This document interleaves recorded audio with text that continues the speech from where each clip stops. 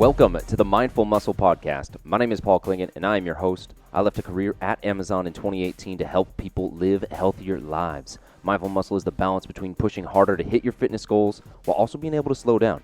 We'll talk all things training, nutrition, and recovery, while also highlighting the importance of mindfulness, slowing down, and taking care of mental health and performance. You'll hear from doctors, authors, athletes, coaches, entrepreneurs, and thought leaders in the health and wellness space. And you'll hear from me as an athlete, trainer, nutrition, and personal performance coach as I share my thoughts and experiences that are helping my clients and myself get better each and every day.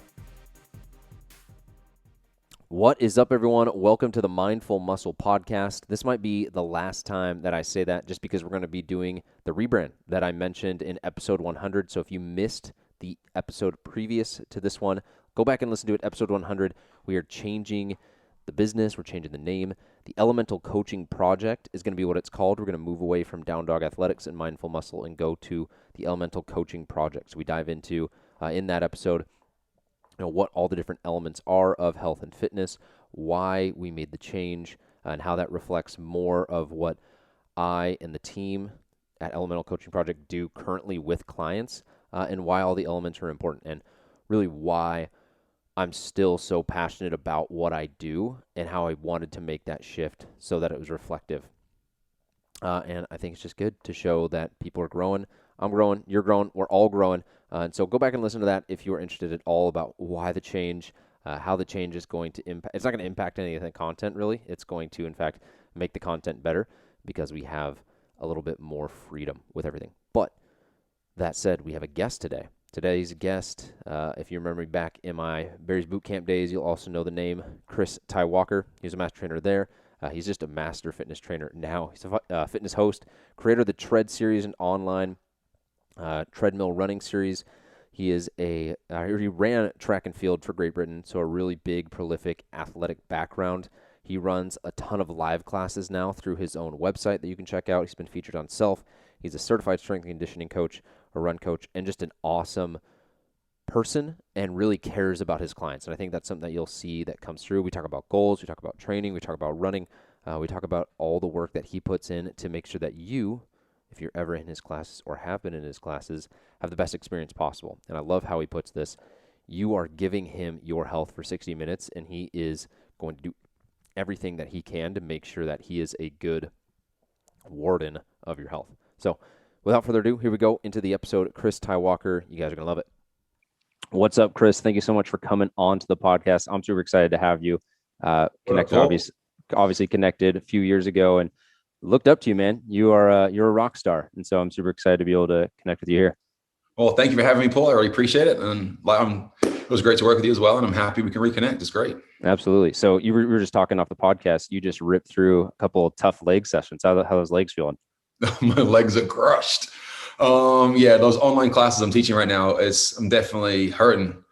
Teaching 2 leg classes in the morning is not an easy way to go. The way I teach classes, I teach very authentically.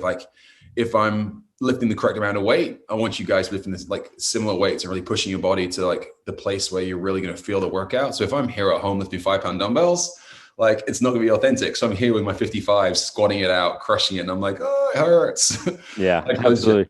I took my t-shirt off today. I was like, I'm too sweaty. I'm too much. And it's coming off. The clothes are coming off. It was a good time.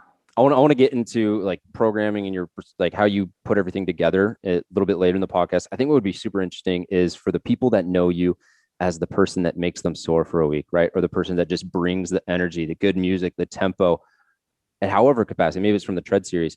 What's a little bit of your background, right? In as an athlete in athletics, what was it like growing up?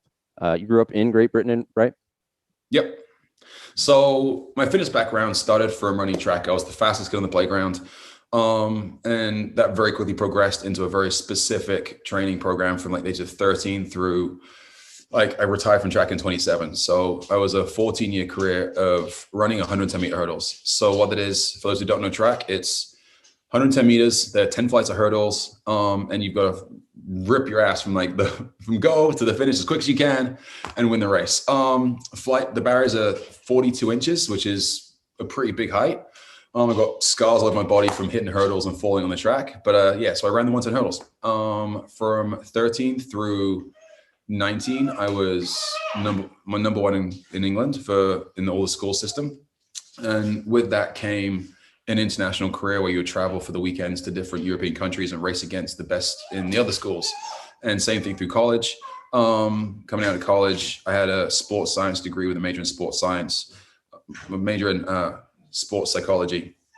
And so like all through college, I was learning the biomechanics of why my body was working so well, the physiology of like how to put workouts together and like how beneficial it was for your body, as well as getting the practical knowledge from all these incredible coaches of how to then really be athletic and run. So it's like I had a really good science background from school, and I had a good practical training from amazing coaches in Great Britain. And so I put the two of them together to then build into a fitness career once I left track. That was the goal. So running track, I ran for Great Britain from 17 through 24. And I was training for the Olympic Games in 2004. I was maybe going to make the Olympics in Athens.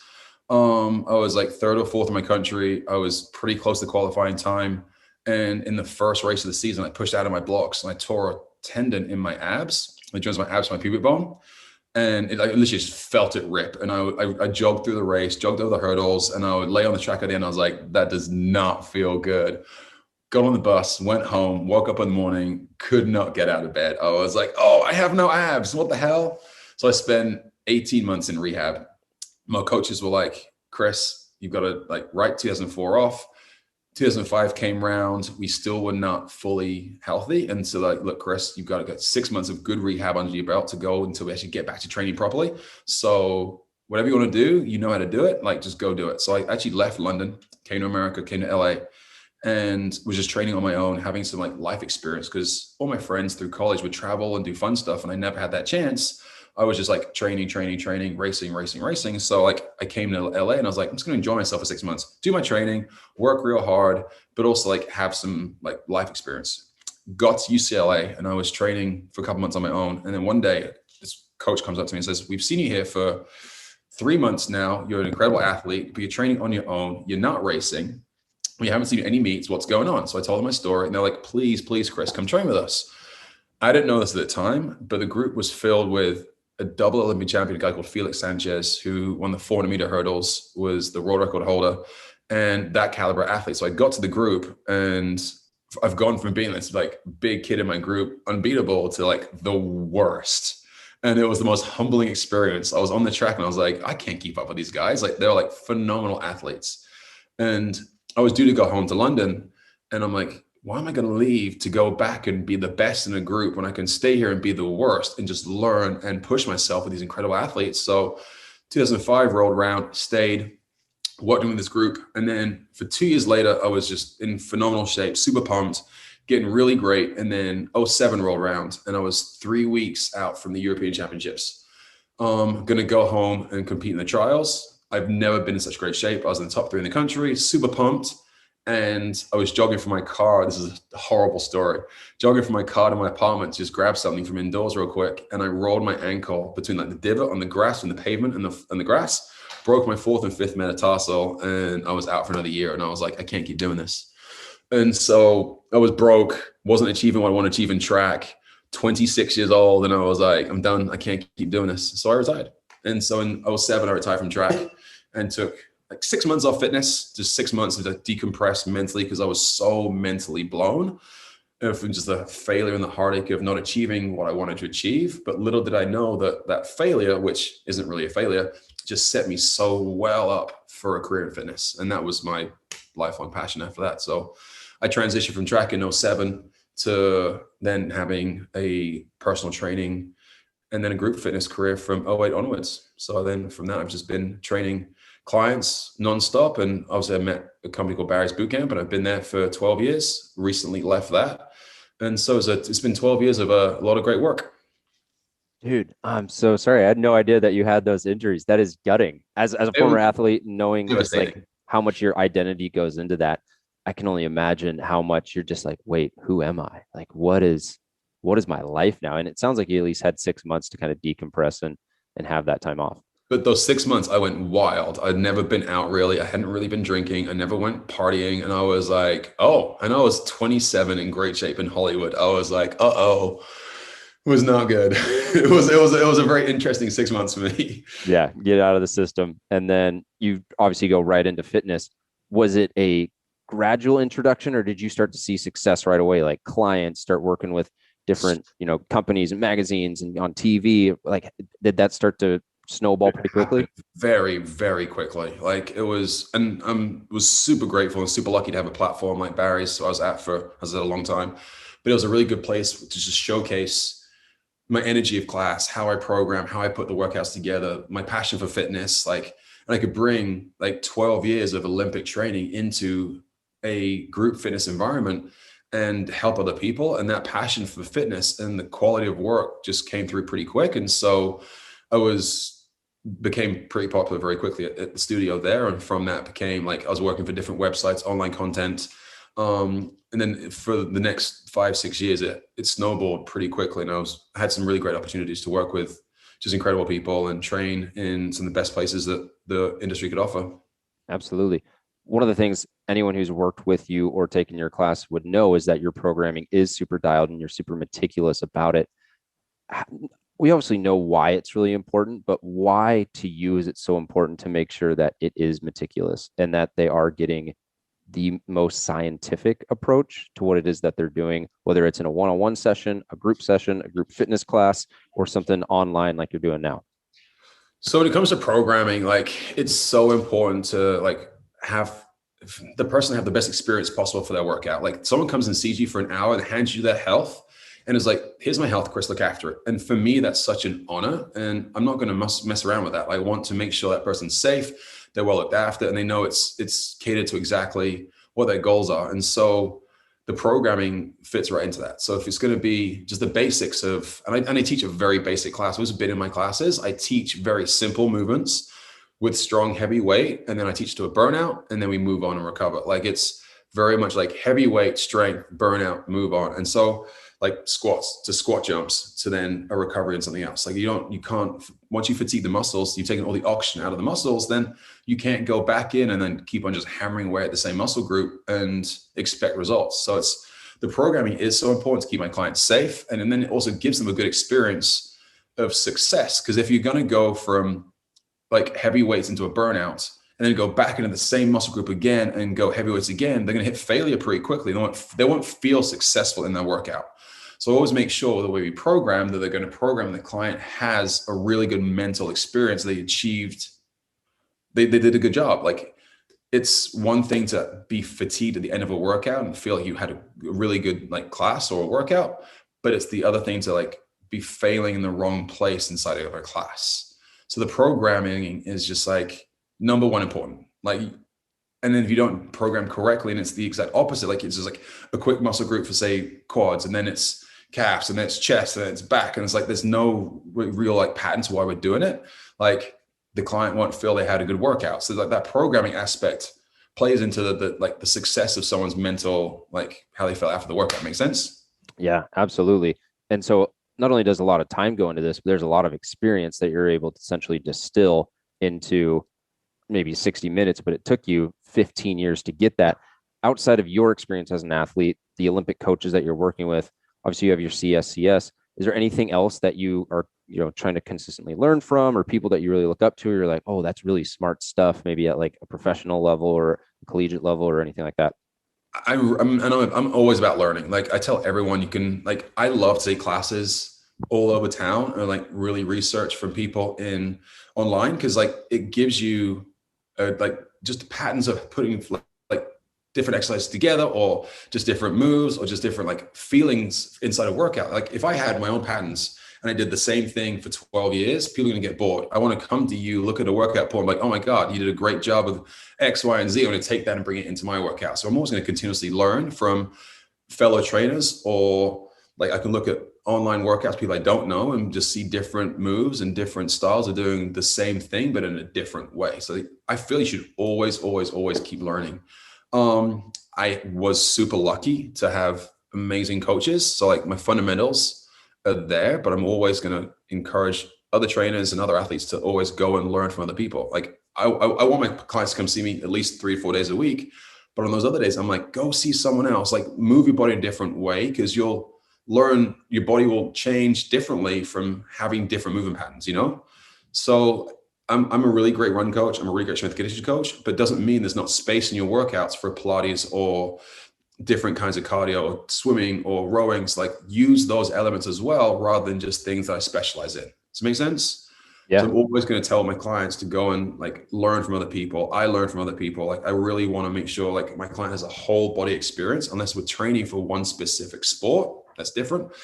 But like if we're training for all over fitness, like we all should be learning all the time.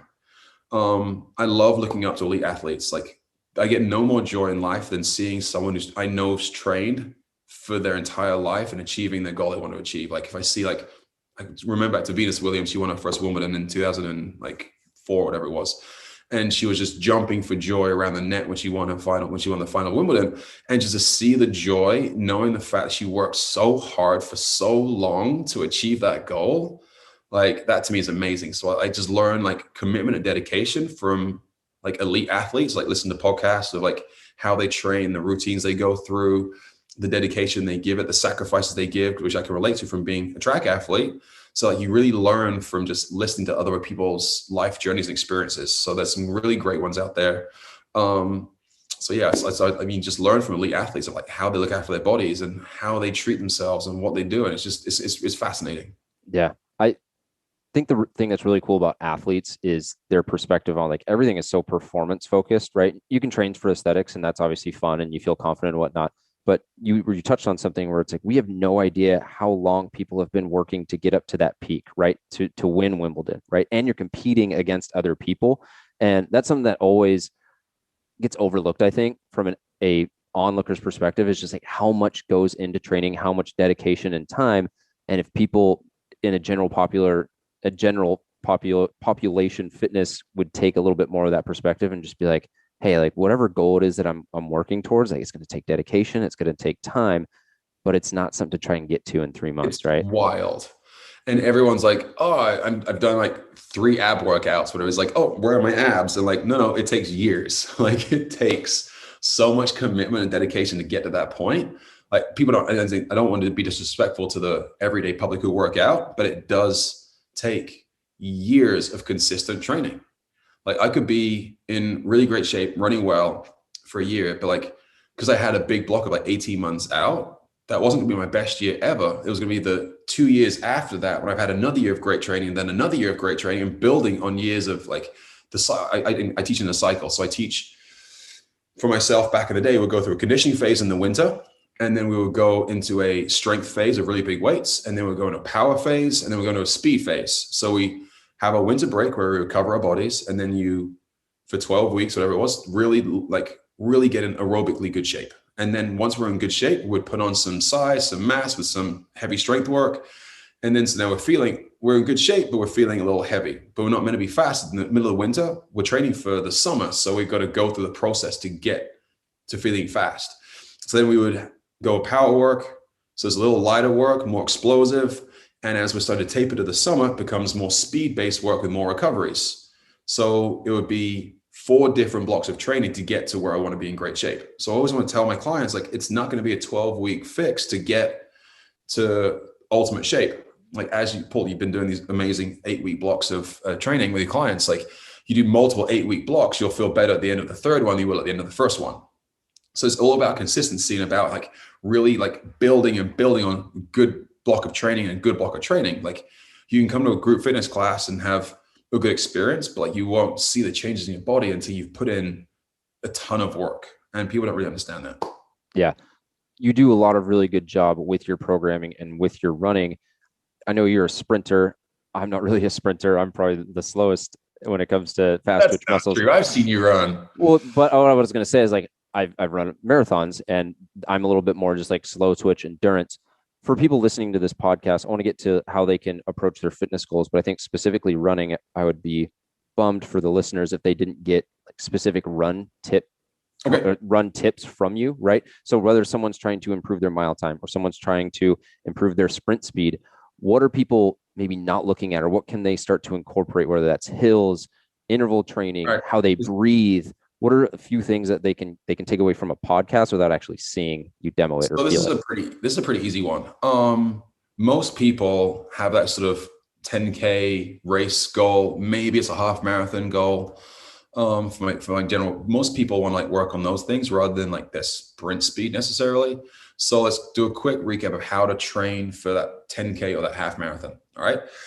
Say we're going from a base model of like no real fitness levels at all. I'm always going to start you off with one endurance run a week. So say we're doing a half mile, that the half marathon is our goal, and it's 16 weeks out. So we're training for 4 months to run that half marathon. Week one, I'm going to have you run 1 mile because we're starting from nothing. Week two, have you run 2 miles. Week three, for your long run, I'll have you run 3 miles. So every week, say your long run's going to be on the weekends, I'm going to have you increase 1 mile every weekend. So your long run's on a Saturday or a Sunday. So I'm going to have you do 1 mile extra every week building up to that race. And say we've got 16-week block. On week 14 will be your last long run. It's pretty much close to race distance. So therefore, you know mentally that you can get through the race. If I'll take you to 12 miles in your training, you know you can run 13.2. Makes sense? 13.1. So that's how we get our mentally around, like we can train for a long race is increasing that mile once a week. And then inside your week, you'll do 2 speed runs. Your speed runs can be broken down into anything from 400 repeats, 800 repeats, half mile repeats, ladder down, ladders up. Like once we get deep in training, you can just start running some decent miles. We can go like a 2 miles. We can take 5 minutes off, run 1.5 miles, take 4 minutes off, run 1 mile, take 3 minutes off, run half a mile, take 2 minutes off, run 1/4 mile, sprint, done. So you can ladder all the way down. So these are like different sessions you can put in to then get your speed. And the whole point of putting speed training in is to push through lactic acid. And so we can really train hard at speed, and then the recovery allows us to get oxygen back in our body. And as you start up again, there's still lactic there, but like you're going to start to work through that lactic and push through that level of fatigue. So it's called lactic debt. And as we're teaching you in those shorter runs to push through that. So when you're in that race, you hit that wall, you've got a mental aspect that you can actually really start to push past those moments of pain when you're having that race. So you'll have 2 short runs in a week. It could be, as I said, half mile repeats, mile repeats, 1/4 mile repeats. And you have that 1 long run on the weekend where you kind of run race pace for 1 mile, 2 miles, 3 miles, 4 miles, 5 miles. So that's how I'm going to train you guys to run a half marathon. When it comes to speed work, kind of the same thing. Say your goal is to run a 1/4 mile under 60 seconds, which is really fast. You'll run that 1/4 mile. That'll be our time trial at the start of a training block. And then we're going to do shorter runs. Like we could do like a 1, 2, 3, 4, 3, 2, 1 pyramid. We could do like 4, 3, 2, 1 ladder downs multiple times through. We can do 200 meters 6 times with small recoveries. So you do like shorter training, but it's the same kind of feeling to us. You're still working through that lactic threshold. You're still working through lactic debt and trying to really push yourself. So you come to that 400-meter race, you come to the last 50 meters of it, and your legs are blowing up. You have the strength then to push that last 50 meters.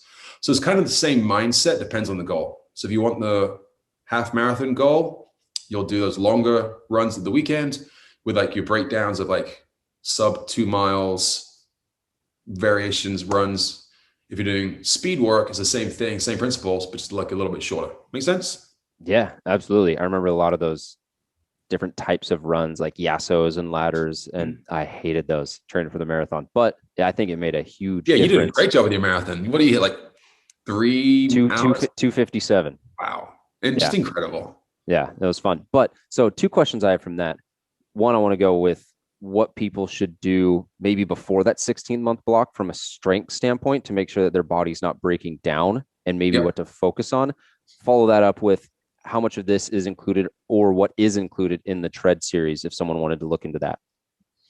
All right. So when it comes to strength work to accompany your running, I'm always going to tell you to do 6 or 8 basic moves: squats, lunges, deadlifts, step ups, sumo squats. With my basic 6, I throw in a clean squat and press, which is my favorite exercise of all time. For my clients, like, oh, nightmare.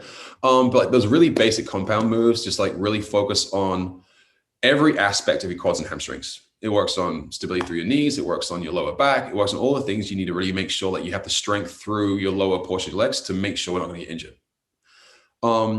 again, with those things, without seeing you like personally, like just start lighter, make sure your form is on point. And then as you have the form and you know you're safe, you start adding a little bit more load. If you're in that run phase and we're really working towards those marathon goals, we're not going to go through a really, really, really heavy strength phase. You'll be doing probably 60% of your max in your lifts, because we're still trying to move our body at a decent rate for a pretty far when it comes to that half marathon work. If we're sprinting, that's different. You'll definitely do strength work, and then we'll come, as I said, will come strength, power into speed. But you got to do those basic compound movements to really make sure that you're focusing on the lower portion strength work to make sure we're safe to actually to run. You got to agree with that, right, Paul? Yeah, absolutely. And one of the things that was for me felt like a big game changer when I was running is just breath, right? Oh my And God. there's so many different ways to breathe in terms of tempo and running, but for every breath you take, if you're breathing like a total hyena, that's a lot of wasted energy, right? Breath is the number one underrated aspect of fitness. If you breathe correctly, it is a game changer. Like just when it comes to lifting, if you inhale correctly on the way down, you recruit, you lower your stomach, and you drive out on that out breath, engaging your core, you're going to be so much stronger if you're lifting. And that's the number one rule. For no matter what sport I'm training somebody for, on any effort part of any exercise, whether it's running or in tennis, you're pushing from zero to run to the ball to the left to get it. You breathe huge out breath to drive forwards to get there. You drive forwards from your legs in a squat, has to be on that out breath. That out breath to engage your full body is the most important thing. If you try and inhale and do an explosive motion, you're going to be half as strong. So like in any power move, in any drive from the blocks, if you're sprinting, that you have to focus on only that out breath. And then when it comes to running, everyone's like gasping for air. I'm like, no, you're going to breathe out. Breathe out. Only focus on the out breath. Never focus on the in breath. A little bit quick bit of science. If you're breathing out, you have CO2 in your lungs.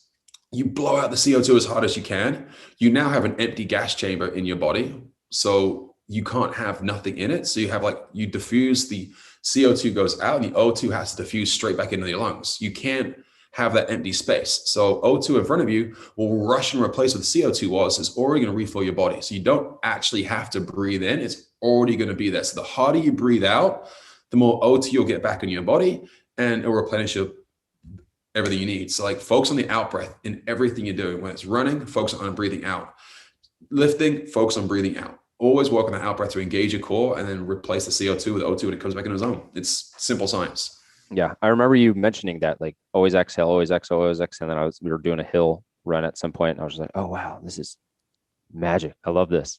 Yeah. But anyway, coming back to the full cycle of the tread series. So for those who want to run, who don't know running that well, I actually have an online running program. It's called the Tread Series. There are 3 seasons now. Each season has between 7 and 9 runs, and they're half an hour runs.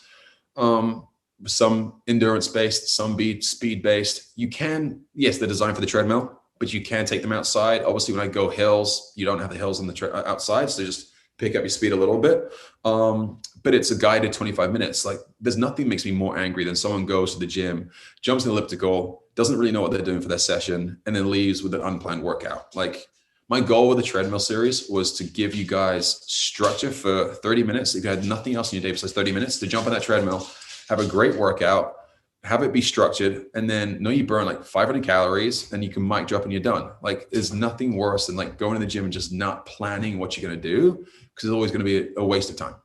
So I gave people the tread series so you actually have a very specific cardio workout laid out for you. I cheer you on. I run some of the workouts with you. You see me sweat. You see me swear a whole bunch. It's good times. It's fun. Fun for the whole family. Great times. And that's actually something that's really interesting, because I do a lot of strength programming, do a lot of nutrition, but for the running stuff, having just some sort of way to be hey, here's a really good resource to where you're not wasting your time with your cardio, right? There's different conditioning and AMRAP things that we can do from metabolic conditioning standpoint that I'll do, but being really smart and intentional with what you're doing on a cardio machine. I feel like that's something that 95% of people aren't doing. And to your point, you're actually wasting time because you're not getting anywhere after the 6 months of just going on and doing it. There's more than just... And you're not pushing yourself. On this series, I'll push you to the literally, you can't give me any more. And that's fine for cardio like that. You've got to go hard. You've got to really work for it. Yes, if you're doing fasted cardio first thing in the morning and it's 45 minutes of hill walking before breakfast, it's different.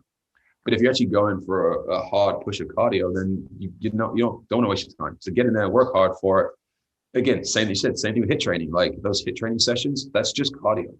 Like when you're snatching and doing that kind of stuff, they're great power moves. I love those. But if it's lighter weight and it's 45 seconds, you're getting through 20, 25 reps, that is just cardio.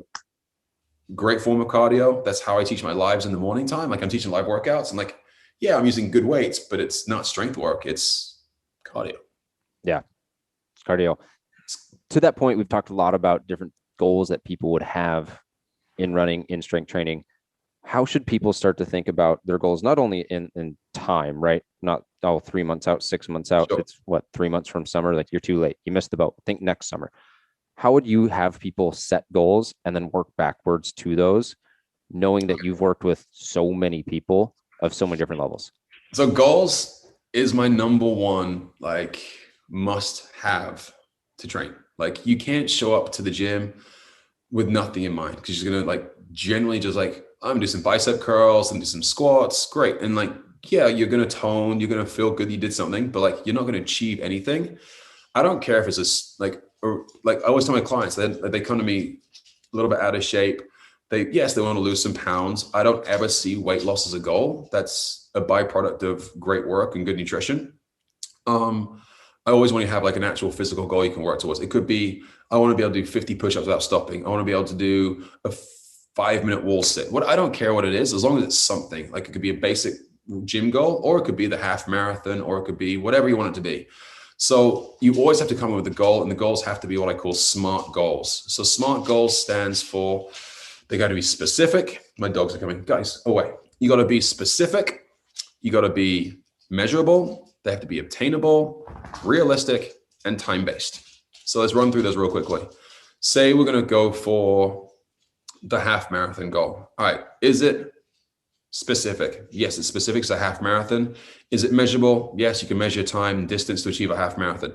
Is it obtainable? If you've never run before your entire lives, I would maybe say let's start with a 5K or a 10K. Depends on who comes to me and with what position they've come to me in. I would be like, oh, I want a half marathon or a marathon. I'm like, oh, well, you haven't quite, maybe that could be like a 3-year goal out, but like, I'm not going to have you come to me in the first week of your fitness career and you're in incredibly bad shape after smoking and drinking every day or whatever else. Like, I'm going to say, no, that's not a realistic goal for us to have. So we need to be smart about it. So we're going to pull that back a little bit lower, but say, yes, it is an obtainable goal. Is it realistic?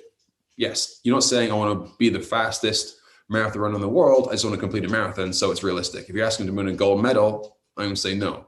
So make it sure the goal is realistic in that way, and make sure it's time-based. Like I've got the half marathon in October. We're now in March. That seems time-based is a good 7-month goal. So I'm loving that. So you've got to make sure those goals hit every single one of those categories. And then inside that, the end goal, you've got what we call process goals. And a process goal is a mini goal to help you achieve that bigger goal. So let's stay with a half marathon once. It's pretty easy to do.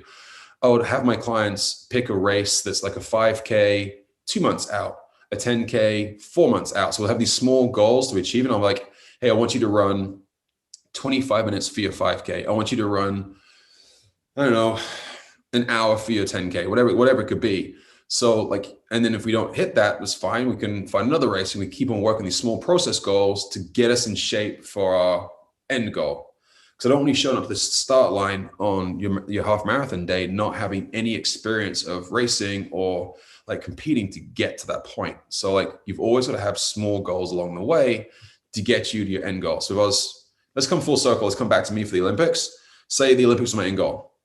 I would want to train for like the European Championships first, or the Commonwealth Games would be a goal. And then it would be the World Championships. Like always, like the Olympics was the grand finale of grand finales. Like I'm not going to go from zero to running the Olympics. I'm going to go like, first I'm going to represent England in like a Great British thing. Then I'll represent Great Britain in like a European thing. Like there's always this smaller stepping stones to get to that really, really big end dream goal. So I always tell people like to have that goal could be a really great one, but you've got to make sure you've got small stepping stones to give you the feedback. Because like it was all about intrinsic motivation. if you have these little feel, oh my God, I smashed that 5K. Great. I'm so excited for the next one. Oh, I smashed that 10K. Great. It's like if you're just slogging away at training with no small goals to achieve, like you're not measuring yourself against anything. You don't really know where you stand, but it's just such a long, hard slog for 7 months. You want to have like little things to work towards to get excited for that race day. And then you have a couple of days off afterwards, excited for another race day. And it's really important to have those small little wins inside a bigger goal. Yeah, 100%. Absolutely. And that brings it back to the athletic based goals, aesthetic goals. While good, at what point do you arrive to a look? Because you can always have better abs or bigger biceps or like whatever it's going to be for your goal. Like, yes, weight loss is super important for a lot of people, especially if you're coming from high cholesterol, high blood pressure. Like we've got to really, really appreciate that. And those are some very specific, important goals, but you'll achieve those goals by like sport related goals rather than just like a number on a scale. Because as we all know, the number on the scale isn't actually your friend. Like you have great training being put on through strength phase, you put on weight, but losing all the fat that you need to be losing. But the strength training is going to make you feel, it's going to make you a little bit heavier. And that's okay. So I have some of my clients like, oh, I haven't dropped any weight this week, Chris. I'm like, get off the effing scale because I don't care. I don't care how much you weigh. All I care is we can see ourselves getting healthier I could do 10 jump squats one week. Next week, I can do 15 jump squats the next week. We're getting better. Those are our benchmarks. And that's how you're improving, you know? Yeah, 100%. I hate the scale. I think everyone should throw the scales away. Throw the scale away. Don't need it. Why do you think people are such big fans of you? You've got a huge following. People are diehard Chris Tye-Walker fans, whether it's a class, whether it's just the music or like the energy you bring. What do you intentionally try and like bring this bravado that a rock star would have, or do you feel like it's just you being you? I kind of touched on it a little bit earlier, and thank you, Paul. I'm super grateful, and that's very flattering you said that. I kind of brought it earlier. Like, it is such an honor for someone to hand me their fitness and be like, Chris, look after me for an hour. And that comes with them looking after them both physically and also mentally. Like if I show up and I've had a crappy day, like bad relationship argument, or I'm just feeling whatever's going on in my own personal life, and I bring that into my class, my workout, that person's paid a high price to see me privately. They paid $25 to see me in a group setting, and that's a lot of money. And so that is a huge responsibility, and it's my job to make that person feel as good as they possibly can. And that is so important to me because like that, I don't know what's going on in that person's world. They could be having a breakup, or kids are difficult, or work stress, and like they've come from their fast-paced high job and they've come to see me for their 1 hour off.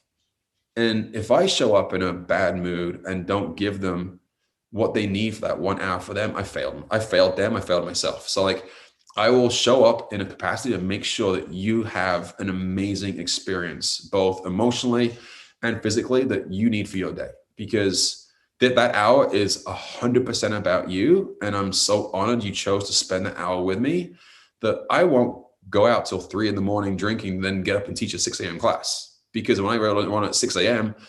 and if I'm hungover and no sleep and sleep deprivation, like I'm not going to be able to give you 100%. I'm going to be in bed at 8 o'clock because you're going to come see me at 6, and that's an honor. And I take that so seriously. And that's how I teach. That's how I bring my best to my classes or my clients every day, because that's what they deserve. They've chosen their 1 hour and the hard-earned money to see me. And as I said, that is such an honor and a privilege.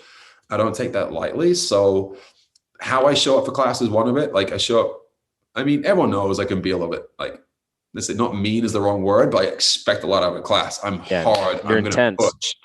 Thank you. I'm intense. Just I'm intense doesn't mean I'm not in a good mood. I just want you to push yourself. I'm going to challenge you guys to get the best, because I know when you challenge yourself to get the best out of your workout, you'll leave my class feeling better than if you just like had an easy workout and cruise through it. Yeah. Not disrespecting some days, like people come to my class, like, or come to me privately more. And like, I can feel they're in a bad mood. I can feel they've had no sleep. I can feel they're run down for some reason. Those days, I'm not going to push them super hard, because we all know sleep is the most important thing when it comes to fitness. If you're not sleeping, not eating right, you might as well work out.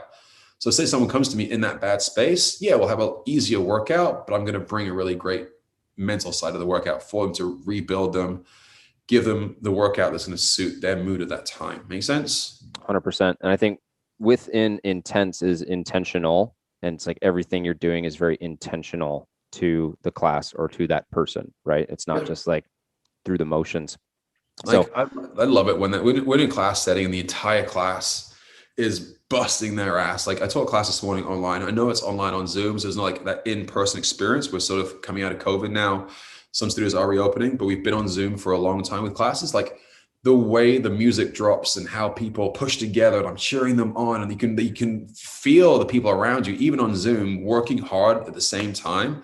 It's the most amazing experience. It really is. There's nothing better than like everyone busting their ass at the same time, at the same point, working hard, pushing themselves. Love it. yeah. So the Chris Tye-Walker live workouts is something that is a little bit newer. What's the future for that? And is there anything else up on the horizon that you're really excited about? So it is pretty new. Obviously, we're starting a challenge actually next week. I'm not quite sure when this podcast is going to go live, but I'm starting a challenge on April 19th. 7 classes in 7 days. It's going to be I'm going to be teaching 12 classes in 7 days. I'm doing 2 different time slots in the mornings. I'm just going to run you through like a 7-day of like CTW challenge to really like give yourself like a goal, like to show up every day, hold yourself accountable. And then it's going to be a great conditioning week. So little things like that I'm going to do. Like I'll do like a month-long challenge coming up soon as well. I might eventually end up partnering with a gym to kind of make it bigger and changing how we do the lives, because at some point I'm going to have to scale. But for right now, these little challenges going to be on my live platform. I'm super pumped. The community is so fun. Like it's a really great crew. So if you want to check it out, guys, it is on my social. Go to Instagram. It's easy to find. It's in my in my bio. There's a link in my bio. We'll put all the Instagram and totally. website stuff in the notes. And yeah, you can click on class. Classes are like in the mornings at 7:30 and 9:30 in the mornings. Super fun, but it's like it's a good community still, and I'm loving those. Outside of that, as I said, I'm gonna probably end up being back in a group fitness space at some point. I think I know where I'm going. We're in negotiations right now, so I'm not going to quite talk about it just yet. But I'm super excited about that, and the lives for them will bring in my own lives, and I just want to build a really great community where people feel safe. They know they're going to get a great workout. They know they're going to come and have great, well-programmed workouts. I'm not going to sit here and trash other trainers, but like there's a lot of programming online and in gyms that isn't correct. And it does really bother me that people are exposed to incorrect strength training. And so I always want to make sure I'm going to have a team of people that I can work with, and they'll bring their expertise and I'll bring my expertise, because we can collaborate and like have a really great platform for people to know they're getting effective workouts, they're safe. And there's going to be, I think the online thing is definitely here now because of COVID. Like people will go back. There's definitely a space for brick and mortar studios. Like I'm craving to get back out in the world. That group fitness thing is super fun. Same thing with gyms. People like to go to the gyms, but I still think like we're so used to now training and being online for meetings and for kids in school and like different stuff. Like there's a space for the online platform. And so, Peloton have done it great. They're only online and they're crushing the game. So it's like, there's definitely an online place to work out. So I'm going to make sure that keeps on building. Yeah, absolutely. And I can access more people. Like if I'm in class, I love seeing those 30 people, but like if I'm online, I can train people all over the world. I got my family in London, like they're jumping online with me in the morning time, and still I trained my brother this morning. I trained friends in London that came to class because they can get me at 4 p.m. their time, 8 a.m. my time, and I can help more people. And that actually is the end goal. It's like, that's why I did the tread series. You can take the tread series into your gym on your treadmills at home. And we're in which we stream in 29 countries right now, from like Australia through Asia. Like I'm in 29 different amazing countries, but would never had access to train those people before. So the online platform allows me to train more people, help more people. And in the day, that's my goal, to help as many people as I can have a structured, safe, well-programmed workout that's efficient for their 45 minutes. Yeah, there's a lot of nobility in that. And I know a lot of people appreciate that and all the hard work that you put into that. So changing gears just a little bit, you get done with classes. Is it time for the kids? How are the kids doing? What are you doing for kids are growing these days? For those that don't know, I've got 2 young kids. I've got a 2-year-old and a 3.5-year-old. I try and get all my work done between 5 a.m. and 2, because when my son comes back, I pick my kid up from school at 2, and then I'm dad after that. So classes in the morning, I hustle between podcasts, or I shoot workouts for other companies, and train my clients, which is obviously scattered between my classes. So right now, yeah, so I'm in classes, I'm online doing those, I'm teaching my clients, and then come 2 o'clock, I'm dad. And I mean, parenting is, as my parents know, the hardest job ever. And people who don't have kids don't really, I mean, I didn't appreciate it. Like people who don't have kids don't quite understand just how tough it is. One kid, fine. 2 kid, game changer. Like 2 kids is difficult. Yeah. So yeah, That's why you got to stay in such good shape so you can keep up with the kids for it's the just next like 20 years.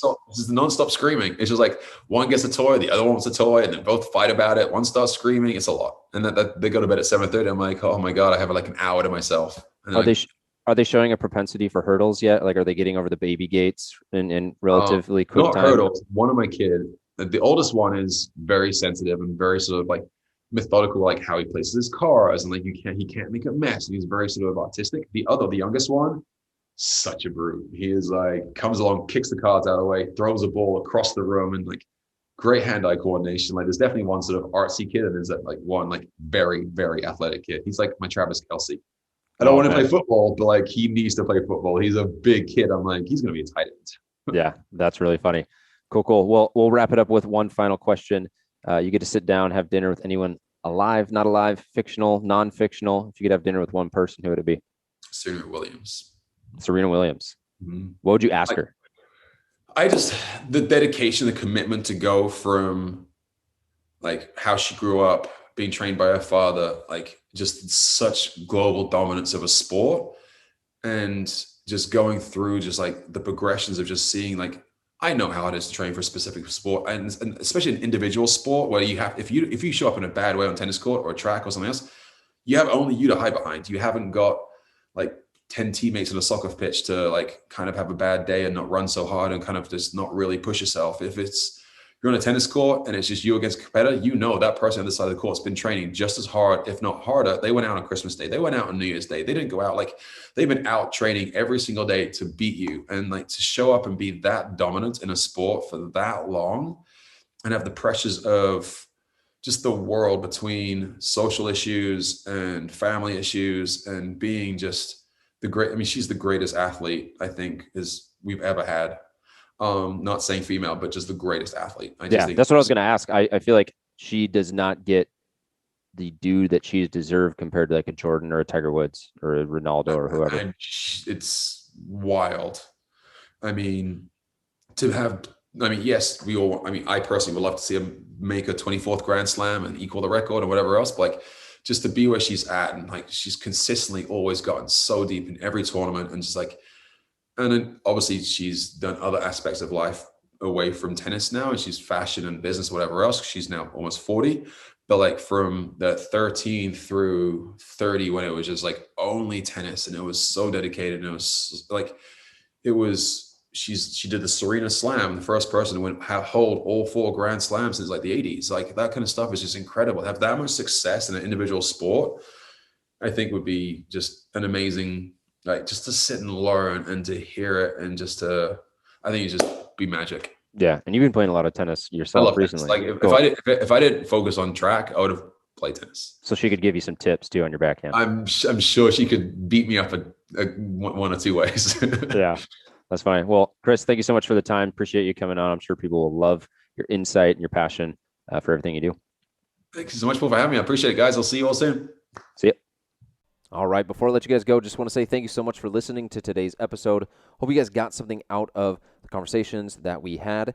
And if you enjoyed the episode, leave a 5-star rating and review on iTunes. Subscribe if this podcast is something that you feel like you will get value out of. My goal is always to educate you and make sure that you feel you are armed with the tools to go and be successful. Put all the elements together, as we mentioned on the last podcast, and go live the healthiest life possible so that you can go and be the best version of yourself in your life and with the people that you're with. Other than that, I'll catch you guys next time on the podcast, and I'll see you soon.